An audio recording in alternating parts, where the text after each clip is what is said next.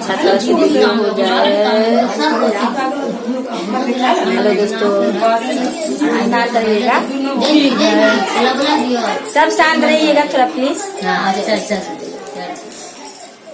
Hello दोस्तों, मैं लीला गुरु बहन गुरु सहो सबको मैं तहे दिल से प्रणाम करती हूँ। मेरी प्रणाम को स्वीकार कीजिएगा। दोस्तों, मैं आज टेंगरा में चर्चा के लिए आई हूँ। एक गुरु बहन है, उनके घर में ये चर्चा लगभग सावन महीना से रखा हुआ था, तो 6 महीना के लगभग हो गया है। तो दीदी बोल रही थी कितना दिन से कि मेरा चर्चा करा दीजिए, पर समय नहीं मिलने के कारण हम नहीं आ पा रहे थे। लेकिन ऐसा नहीं है बात, क्योंकि जब तक गुरु हमें नहीं टानेंगे, गुरु जब तक हमें आज्ञा नहीं देंगे तो हम नहीं आ सकते हैं। क्योंकि हम लोग तो माध्यम है, करवाने वाले तो हमारे गुरुदेव है। तो आज गुरु का कृपा हुआ है तो हम लोग सब आए हैं। लेकिन ऐसा है कि कल देखे इतना धूप है कि हम लोग जब बाहर निकले थे तो गर्म लग रहा था, और आज ऐसा हुआ है कि देख रही हूँ कि नाइट से ही बारिश हो रही है। तो हम सोच रहे थे कि गुरुदेव, जब हम लोग कहीं नहीं जाने वाले होते तो अच्छा खासा धूप निकला रहता है, लेकिन आज जब हम लोग निकलेंगे तो आप बारिश दे रहे हो।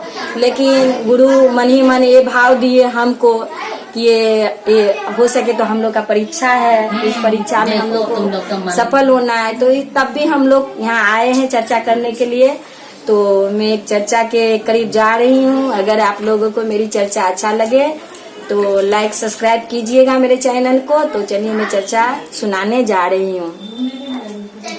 एक गुरु बहन थी, तो गुरु बहन का मन में था भाव कि ऐसा एक पुत्र हो जो भगवान के समीप हो, भगवान का ही मतलब भगवान का सेवक बने, ऐसा उनका भाव था।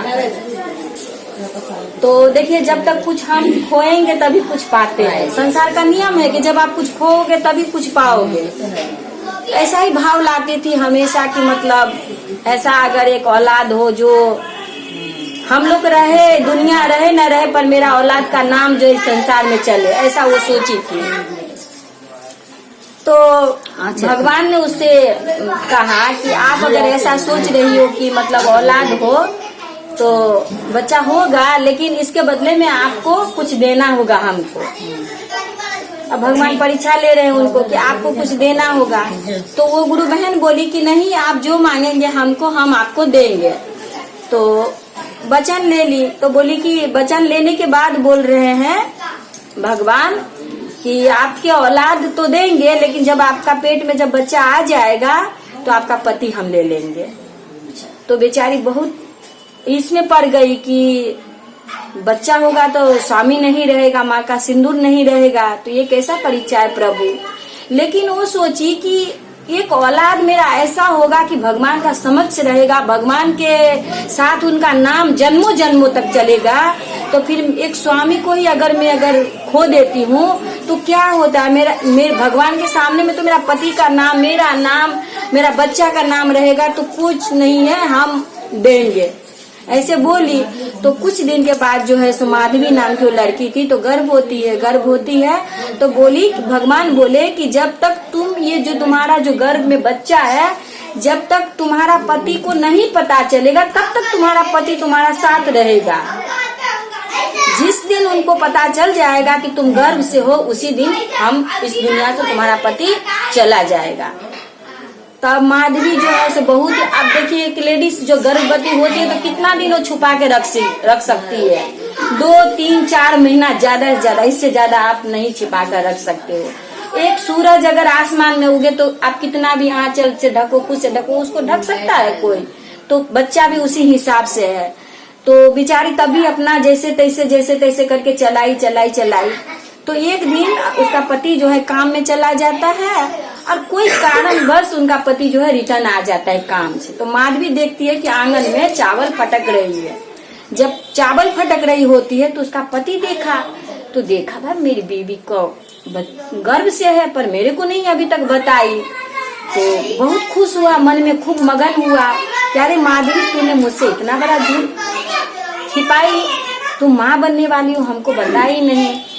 तो वो बोली कि नहीं प्रभु, ऐसा कुछ बात नहीं। फिर भी उसका पति बोला कि ऐसा कैसे हो सकता है, तुम क्यों झूठ बोल रही हो क्या? लेकिन वो जब मुंह से खोल देगी, बोल देगी, उनका पति नहीं रहेगा उनके पास, फिर भी बेचारी छिपा रही है, ऐसी बात नहीं है कुछ, मैं ऐसे ही हेल्दी हो गई हूँ, मेरा ऐसे ही चेहरा थोड़ा बढ़ गया इसी वजह से। पर तब बोली माधवी क्या बात है, तुम हमें खोल कर बोलो, तुम्हारे अंदर में अगर कोई बात है तो हमें बताओ। तो पति का जो है मतलब मस्तक अपने गोद में ले लेती है, लो के बोलती है कि मैं मतलब 6 महीना से मतलब गर्भ में हूँ, मेरा औलाद है, बच्चा पेट में। इतना सुनते ही उनका पति जो है सो दुनिया से अलविदा हो जाते हैं, मर जाता है। तो माधवी तो बहुत रोई भटकी, अब एक बच्चा है अब पेट में, अब उसको लेके लोग के बाड़ी में काम करे, काम हम करके कैसे भी करके 2 पैसा जुगाड़ करती है। जुगाड़ करने के बाद बच्चा होता है, होने के बाद फिर बच्चा परवरिश करने लगी, और बच्चा इतना कृष्ण का भक्त निकला, ऐसा कृष्ण का भक्त निकला कि भगवान का जो मतलब जितना सखाए हैं उनमें से एक नाम उनका भी है। उस लड़का का भी नाम, उस सखा के अंदर में उनका भी नाम है। तो बोले कि माँ तू रोज काम में जाती है, रोज ये करती है, मैं भी काम करना चाहता हूँ, तो मेरे को बोलो मैं काम करूँगा। तू कितना खटती है मेरे लिए, कितना खट करके तू मेरे लिए दूध का जुगाड़ करती है। ये जो जैसे चंद्रमा पूनम का चांद जैसे आज पूछे कल पूछे, ऐसे वो बच्चा बड़ा हो रहा है, बच्चा बड़ा हो रहा है। तो एक दिन वो बच्चा जब, ए बाबू थोड़ा तुम लोग चुप करो ना बेटा, बंद करो। तो वो बच्चा जो है जब वो थोड़ा सा जो 5 साल का होता है ना, तो अपने उसका नाम रहता है भोदू, वो बच्चा का नाम भोदू। तो माँ को बोलता है कि माँ मैं ना तेरे लिए लकड़ियाँ बीच के लाऊंगा, और राह में कथा होता रहता है गुरुजी का, तो मैं वहाँ सुन भी लूंगा। तो माँ बोली बहुत अच्छा बेटा, अगर तुम्हारा मन ऐसा कर। वो तो जानती थी कि मेरा बेटा मतलब कृष्ण का भक्त बनेगा, उनका सखा में नंबर 1 में उनका नाम रहेगा। तो माँ तो पहले ही से जानती थी, क्योंकि उनका तो वचन ही इसी टाइप से था। फिर बच्चा जब गया ना, तो जो गुरुजी जो कथावाचक जो कथा पढ़ रहे हैं, वो गुरुजी बोल रहे हैं कि कृष्ण का ना बहुत सारी गैयाएं हैं और बहुत सारे जो उनके काम है, और डेली न डेली जो है एक आना करके जो है पैसा देते हैं। तो ये लड़का सोचा कि मैं तो यहाँ पे सारा दिन इनका गैया चराता हूँ, इतना जो राजा साहब का और मम्मी का काम करता हूँ, 2 वक्त का रोटी भी नहीं होता और एक आना करके डेली देंगे अगर मैं कृष्ण का गैया चराऊंगा। तो इनका मन में ऐसा भाव आया। तो माँ को बोला कि माँ सुनो ना, मैं गया था ना कथा में, तो कथा में गुरुजी बोल रहे थे कि कृष्ण का ना बहुत सारी गायें हैं, और उनका गाय ना अगर हम डेली चराए ना तो मेरे को एक आना करके डेली देंगे। तो माँ क्यों ना मैं वहाँ चला जाऊं। तो माँ तो जानती है कि छोटा बालक है, आज जो कृष्ण के बारे में जो बोल रहे हैं तो वो तो मतलब प्रभु है, भगवान है, वो तो मतलब भगवान का मतलब वर्णन कर रहे थे कथा में। कथा में भगवान का वर्णन कर रहे थे कि भगवान के इतने सारे गाय हैं, इतनी सारी गोपियां हैं, इतने सारे सखा है। तो उसको वो ऐसा नहीं सोचा कृष्ण नाम का कोई व्यक्ति होगा और उनका इतना गाय है तो मैं चला जाऊं उनका गाय चराऊं। तो लड़का जो है कहते हैं कि 1 महीना लगा था उस जमाने में बच्चा को वहाँ पहुँचने में। गए जा करके जो है सबसे पूछे कि यहाँ पर सुनने में आया है कि कृष्ण का घर कौन सा है। अब सब बोले कि कृष्ण का घर कौन सा है, कृष्ण का मंदिर है, वृंदावन की बात है, कृष्ण का मंदिर है, तुम चले जाओ। अब कृष्ण के मंदिर में जा रहे हैं, ये मंदिर तो नहीं है भाई, वो तो कृष्ण का मतलब ये है। तो डेली कृष्ण के मंदिर के पास में जाके खड़ा कि कृष्णा तू कब निकलेगा, तू कब मेरे से बात करेगा, मैं तेरा गैया चराऊंगा, मैं तेरे लिए काम करूंगा। तो कृष्ण तो भगवान है, कहाँ से उनका देखा दे। तो जो महात्मा थे जो वहाँ पर कथावाचक जो थे वो बोले कि बेटा तुम यहाँ रोज आके किसके लिए खड़ा रहते हो। बोले क्यों, मेरी माँ कहती है कि कृष्ण जी यहाँ पे, कृष्ण का नगरी है ये, मैं कृष्ण के लिए यहाँ पे खड़ा रहता हूँ, उन्हीं के लिए रहता हूँ, वही आए। तो बोले कि महात्मा जी जो थे बोले बेटा चलो मेरे घर, तो मेरे घर में रहना, मैं तेरे को बेटा की तरह प्यार करूंगा और तुम मंदिर का साफ सफाई करना, काम करना, हम तुमको पैसा देंगे। बोले नहीं नहीं, हमारे गुरुजी जो महात्मा जी जो से कथा पढ़ रहे थे ना, बोले कि कृष्ण का गाय सा बहुत सारा है तो मैं उनका गाय चराऊंगा, इसीलिए मैं यहाँ पे आया हूँ। महात्मा बोले ठीक है तू मेरा गैया ले, वहाँ पर तो बहुत सारा, मेरा गैया ले, मेरा गैया चरा। तो वो गैया को लेकर के वो जाते थे वृंदावन में चराने के लिए। तो जब चराने के लिए जाते थे ना गाय चराने के लिए, तो खाली कृष्ण को ढूंढ रहे हैं कि कहाँ है, वो भी तो चराने आया होगा, दिख नहीं रहा है मेरे को, क्यों नहीं दिख, प्रणाम प्रणाम प्रणाम, दिख नहीं रहा है मेरे को भाई, कहाँ मतलब ये गया। तो एक दिन देखा पेड़ पे चढ़ गया, बोला कि बोले थे मेरी मम्मी, गुरुजी कहते हैं कि मतलब वो जो है ना, मतलब जो जहाँ गैया चराता है ना, वहाँ थोड़ा ऊंचा ऊंचा मतलब ये है, इसीलिए मैं शायद उसको नहीं देख रहा हूँ। तो पेड़ पे चढ़ गया, पेड़ पे चढ़ गया, तब जाके जैसे करके देख रहे हैं कि कृष्णा कहाँ है तू, कृष्णा कहाँ है तू। तो देखिए ना कि बहुत सारा गाय के बीच में कन्हैया जी बांसुरी बजाते हुए आ रहे हैं। बोले ओ, तो अब समझा, तू दूसरा गांव में गैया चरा रहा है, मैं इस गांव में चरा रहा हूँ, मैं अब तेरे गांव आऊंगा गैया चराने के लिए। उस दिन अपना जली जली जो महात्मा का गाय थे लेके आ गए, और आने के बाद बोले कि सुनिए, कल हमें रोटी सोटी थोड़ा ज्यादा करके दे देना, और मैं जो जहाँ कृष्ण गैया चराता है ना वहाँ मैं चराऊंगा। महात्मा जी बोले कृष्ण कहाँ गैया चरा रहे भाई, कृष्ण तो देवलोक है, भगवान है, फिर मैं उन्हीं के साथ चराऊंगा। तो बोले तू कृष्ण को कहाँ देखा? क्यों, आप ही ने तो कहा था कि कृष्ण भी गाय चराते, मेरे गुरुजी भी कहते हैं गाय चराते हैं। तो अरे बालक, वो तो कथा की बात है, वो तो भागवत में लिखा हुआ है, कथा में लिखा हुआ है, ऐसा हकीकत में नहीं होता है। तो आप कैसे कह सकते हो हकीकत में नहीं होता है?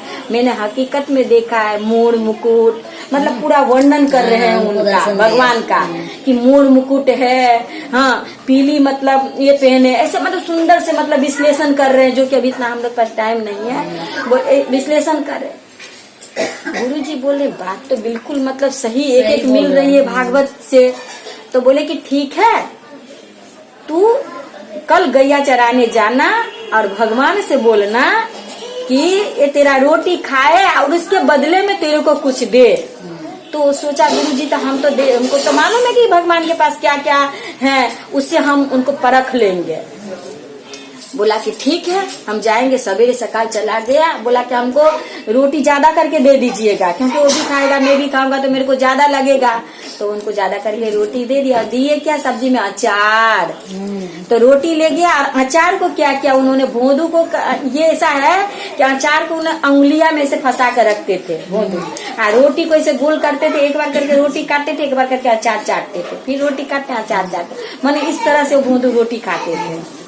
अब भगवान को जब भगवान के वहाँ पे पहुंचा तो भगवान आए तो बोला अरे भोंदू, तू अकेले अकेले खाए जाओगे सब रोटी, मेरे को नहीं खिलाओगे? तो कहा हाँ क्यों नहीं खिलाऊंगा, मैंने तो गुरुजी से रोटी लाया हूँ ज्यादा आपके लिए। कहा अब देखिए भगवान का प्यार, भगवान का सीने, तो सबरी का जूठा हुआ बेर खाए थे ना, तो भोंदू का जूठा हुआ भगवान अचार खा रहे हैं और रोटी खा रहे हैं। बोले सुनो, तुम मेरे अचार और रोटी तो खाए हो, लेकिन इसके बदले में मेरे को कुछ न कुछ देना होगा आपको। तो भगवान जानते हैं तो मेरा बंदा फोड़ेगा, अब सब मेरे पीछे लगेगा। तो बोला कि देख भोंदू, ज्यादा जिद मत कर, मैं तेरे को कुछ देने वाला नहीं हूँ, भले तू मेरे को रोटी दे या ना दे। बोले तुम नहीं अगर कुछ दोगे ना तो फिर मैं आज से खाना बंद, नहीं तो मैं खाऊंगा, नहीं तो मैं कुछ। डेली के डेली गुरुजी इनको खाना देते हो, क्यों खाए? डेली के डेली खाना देवे, क्यों खाए? भगवान ने एक दिन देखा, 2 दिन देखा, बोले बाप रे बाप, ये तो मेरा बात मानने वाला नहीं है। हाँ, तो बोले कि ठीक है, चल तू जीता में हारा, ऐसा कर, वो जो मतलब अपना जो गले का हार है, मोती का हार, अपना पगड़ी उनको पहनाए, और बोले कि ठीक है तू आज जा, लेकिन दूसरा दिन और कोई जिद मत करना। बोले कि नहीं करेंगे। वो लेकर के आए, जब लेकर के आए तो गुरुजी ने देखा मतलब उनका ऐसा खुशबू कि मतलब उनका वर्णन नहीं, खुशबू का। तो बोला भाई ये तो जो भी बोल रहा है सही बोल रहा है, बात तो सही है कि मतलब इसने भगवान को देखा है, उनकी पगड़ी है, उनकी सब कुछ है। बोला सुन, तू आज जाएगा ना तो भगवान को मेरे लिए लेके आना। बोला मैंने जब उनको कहा कि तुम अपना सामान दो तो उन्होंने कहा खाने से मना कर दिया, अब आप बोल रहे हो मेरे को कि उनको लेके आने के लिए, ये कभी नहीं होगा, वो नहीं आएंगे मेरे साथ में। बोला कि आएंगे, तुम ही लेके आ सकते हो एकमात्र उनको। बोले कि ठीक है हम कोशिश करेंगे गुरुजी। फिर गया तो उस दिन वो चुपचाप बैठा हुआ, भगवान है। बोला अरे भोंदू क्या बात है, तू चुपचाप बैठा हुआ है कि मैं बोलूंगा तो तुम मेरे को मारोगे। अरे तू बोल नहीं, मैं मारूंगा तेरे को, तो मेरे साथ चलोगे? कहाँ? तो मेरे साथ वृंदावन चलोगे? अरे तू पागल हो गया क्या, मैं तेरे साथ वृंदावन जाऊंगा?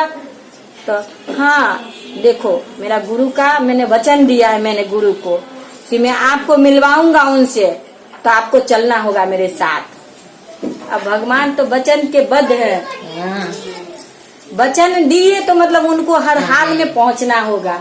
भगवान बोले अब हम क्या करें, ये भोंदू तो मेरे को बड़ा मुसीबत में डाल दिया भाई। फिर भगवान को वो जो भोंदू है ऐसे कांधा पर लेते हैं, पीठ पे, और ले करके आगे आगे गैया, आ कन्हैया जी को पीठ पर में झूला कर, अरे ठीक से बैठ, तेरा पाँव लटक रहा है नीचे, और उनको ले करके जो है सो वृंदावन आते। हाँ गुरुजी देख रहे हैं कि भाई तो कल तो पगड़ी लायो, तो गला का हार लायो, आज तो भगवान आएगा, तो भगवान का दर्शन होगा मेरे को। अरे बहुत सारा गैया है, गैया लोग हट ही नहीं रहा, गुरुजी का तो तरफ है भगवान को देखने के लिए कि कब भगवान आएंगे, कब भगवान को देखूं। देखा कि आस्ते आस्ते गैया हट रहे हैं और भोंदू का पाँव दिख रहा है, कहीं भगवान नहीं दिख रहे हैं, क्योंकि भगवान तो पीठ पे बैठे हुए हैं, भगवान तो पीठ पे बैठे हुए। फिर देखता है कि भोंदू का जो पीठ पे जो उन्होंने लिए हैं, भोंदू का नीचे से भगवान का जो हार है ना, वो झूलता बीच में लटकता आ रहा है। कहते हैं मैया जी ना देखिएगा कृष्ण जी को ना, मतलब हार ऐसे मैया पहनाती थी कि उसका नीचे झूलते झूलते वो हार चलता था। कहते हैं वर्णन में, भागवत में है ये वर्णन कि वो जो माला जो है ना, पंखुड़ी जो झरझर के जब कन्हैया जी जो पाँव जब रखते थे ना, तो वो फूल का जो पंखुड़ी है ना, वो झरझर के नीचे में गिरते थे ताकि प्रभु को कोई कंकर न चुभे, इसीलिए मैया इतना बड़ा हार उनको पहनाती थी। तो वो झूल रहे, उनको समझ में आ गया गुरु जी के कि नहीं कुछ और नहीं, मेरा भोंदू ने गुरु उनको लेके आए हैं कन्हैया को। जब सामने आया तो जेठ भर के पकड़ लिया, कहने लगा तू कह रहा था ना कि तेरा माँ पापा नहीं है, पिता ने, मैं तेरा पिता हूँ। भगवान को दर्शन किया, बोला प्रभु बस आप वृंदावन में वास करो, वृंदावन में आपका वास रहे, और भोंदू के साथ साथ आपका नाम भी चलता रहेगा। और भोंदू को कहा कि भोंदू बस एक मात्र तू ही है जो हम लोगों को पूरा वृंदावन में मैंने कृष्ण का दर्शन करवाया। तो ऐसे ऐसे लोग भी सृष्टि में हैं, ऐसे ऐसे लोग भी सृष्टि में है कि भगवान के भक्ति करते हैं, भगवान के भक्ति में इतने मतलब मस्त मगन हो जाते हैं, उनको नहीं तो दिन का ठीक रहता है, नहीं रात का ठीक रहता। देखिए बहुत लोग जो हम लोग पूजा पाठ करते हैं ना, अभी बहुत लोग बोलेगा कि हम नहाए नहीं, हम पूजा कैसे करेंगे। आप थोड़ा सा वर्णन करिए, थोड़ा सा सोचिए कि जो ऋषि महात्मा साल साल लाखों भर जो मतलब वो बैठकर जो मतलब तपस्या करते रहते थे, वो कहाँ नहाने जाते थे। भगवान की भक्ति आप कितना भी साबुन लगा लो, तेल लगा लो, आप बॉडी को धो सकते हो, मन को नहीं धो सकते हो। मन को अगर हम लोग धोएंगे तो एकमात्र ये शिव चर्चा है, शिव कथा है, भागवत है, इसी के माध्यम से मन का मैल हम लोग को धुल सकता है। और 10 मन का मैल ऐसे साधारण हम नहीं धो सकते हैं। फिर भी हम लोग कितना भी कथा कर ले, कितना भी पूजा कर ले, लेकिन जो मन में जो कूटनीति है वो जाते जाते जाएगी। आप जो चाहेंगे कि हम भागवत में बैठे हैं तो पूरी अपने आप को समर्पण कर दिए हैं, ऐसा नहीं होता है। करते करते सब कुछ होता है। आज आप गुरु लिए हो, कल बोलोगे कि हम आज गुरु बनाए, हमको तो कुछ मिला ही नहीं। कितना साल लोग तपस्या करते हैं तब जाके कुछ पाते हैं। आज वो जो अपना पति को खोई तब जाके कहीं उन्होंने ये भगवान को पाया। तो ऐसा देना पड़ता है, ऐसा परीक्षा भगवान लेते भी है, ऐसा परीक्षा भगवान लेते भी है। लेकिन जब लेंगे ना तो वही निकालते भी है। वही दुख, देखिए दुख और सुख एक गाड़ी का 2 पहिया है। हम जब सुख से नहीं ये होते हैं तो फिर दुख से हमें घबराना भी नहीं चाहिए। जब हम लोग को सुख आता है तो हम लोग क्या बोलते हैं कि हमको सुख आया है, किसी को बोलने जाते हैं ना, खूब मस्त मगन नाचते हैं, गाते हैं, गड्डी में बैठते हैं, इधर नाचे उधर। तो जब दुख आता है तो फिर क्यों? लेकिन हम लोग इंसान है, देखिए मृत भूमि है, मृत भूमि में हम लोग हैं। जब কষ্ট যখন আসে না তখন আমরা তো মানুষ না, এটা মৃত্যু লোক আছে, সুখ আমি তাহলে এটা मृत्यु लोक है, मृत्यु लोक में कष्ट आएगा। भगवान भी आए थे तो उनको कष्ट आया था। तो इसी के साथ मैं अपना वाणी को रखती हूँ। गुरु भाई बहन सभी को मैं प्रणाम करती हूँ।